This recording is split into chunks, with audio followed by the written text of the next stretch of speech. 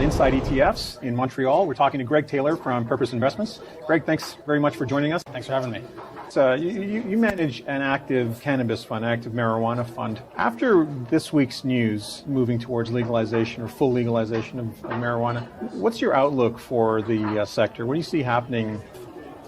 Well, thanks for having me, and I think this is going to be a really interesting time for the Canadian cannabis sector. Certainly the stocks have been all rocket ships over the last year and have gone up many 2 or 3-fold.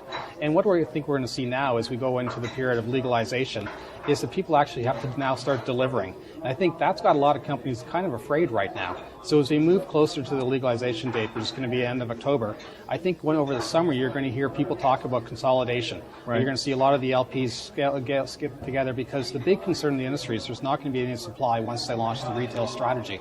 And if they don't have any supply, then I think you're going to have a lot of black marks on these companies. And the big question mark we've had with these companies since we started is that a lot of these companies were great concepts, and they were great to talk about their stock and to raise money.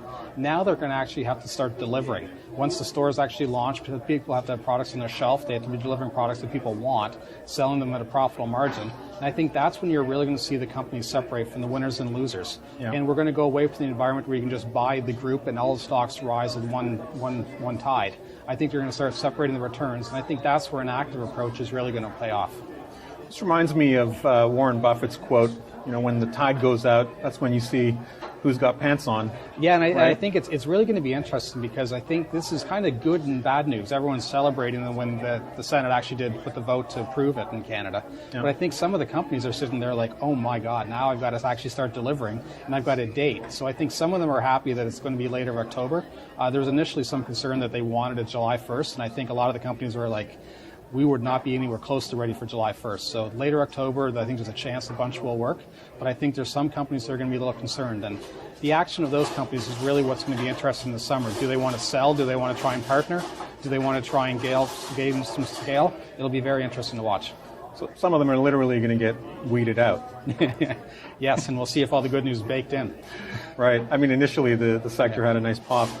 Yeah. It's been interesting to see how they go, and I think the next big leg is also what the international guys do. We've already seen Constellations come up and partner with Canopy Growth to work on beverages and try and take that to be global. Yeah. I think the next big wave for the Canadian companies is looking at other consumer products companies to come into Canada, partner with some of the L.P.s in either the consumer products or the pharma side, and that could be the next big wave to get the sector going.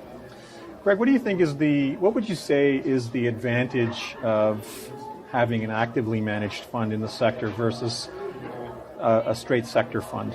Well, I think the big advantage for me is that this is such a volatile space that you don't want to just be buy and hold. I keep thinking the analogy this is very similar to like the junior oils or junior gold stocks, which they're very volatile. They trade around news and they trade around sentiment. So when people are getting exposure by buying a passive ETF, I think that's the wrong approach. So with our active fund, the first thing we do is we look at is, do we want to have full exposure to the sector? And that's the first decision we ask every morning when we come in. And if we don't, we have the ability to raise cash. So we can trim some positions. We can go we have been up to 40% cash when we think the sector is overvalued. When the sector is pulled back, we deploy all that cash. We pick the best stocks that we like, not just following an index rule. We pick companies we think are relatively undervalued or have potential for good news to come. So I think active approach to the sector makes a lot of sense given the volatility around it. So you can actually trade it, trade in and out. You can take opportunistic. We can short. We have been shorting the odd time in the fund. The problem so far with shorting has been that the borrowing costs have been really high.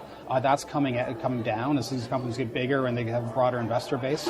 So short selling pair trades will be a strategy. And the other thing in the active approach is IPOs. There's some really exciting companies that are getting ready to come to market this summer and into the fall. Yep. And through an active fund, we can, and our ETF, the MJJ, we can be buying these IPOs and trying to add some value through that. What are your thoughts on Canopy hitting a $9 billion market cap? Canopy is the leader. Their valuation is high, but I think in relative terms, I think it is the best company by far. So I want to give them all the credit. They've done a lot of good things. Where they're going to really have to grow and to win is either in the beverage side, which is the help of Constellation, or it's going to be when they actually start going international. I think they've got partnerships in 9 different countries. So really they are bigger than the Canadian market right now, and they're being priced for success in the international market. They really need to deliver on that. Other than talking about the active marijuana fund that you manage, What are you going to be talking about while you're here?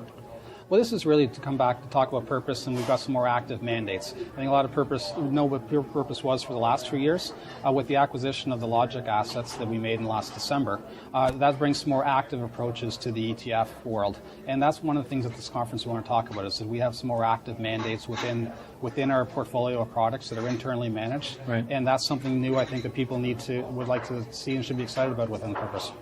Now, what do you, in the active ETF space and the active fund space, it really plays well into less efficient segments of the market like marijuana, which can be quite volatile. And what are some of the other opportunistic segments of the market that you see, what are some of the other segments of the market that you see are opportunistic for an actively managed ETF? Yeah, and as an active manager, I look for pockets of inefficiency and I look for pockets of volatility. Those are really what I want, because there are so many good ETFs that can get you the market.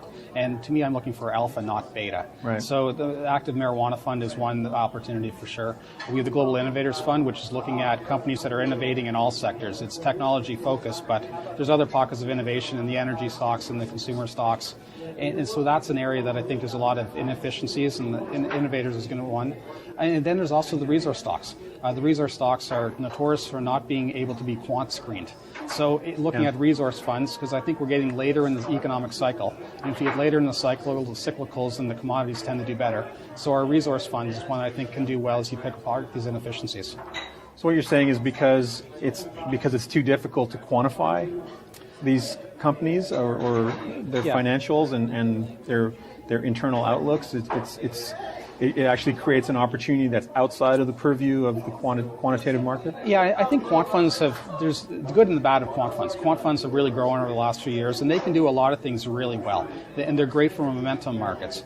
But what they aren't good at is when companies don't have financials. So when you're looking at junior resources, junior gold companies, and junior golds and oils have been out of favor for the last few years. But if we get later in the cycle and those commodities do pick off, the junior sector could do quite well. And those are areas that aren't going to come up in any quant screen at all, because they don't really have financials. They're all about drill bits and resources and inferred and indicated. And that's an area that you need active management to try and add value in.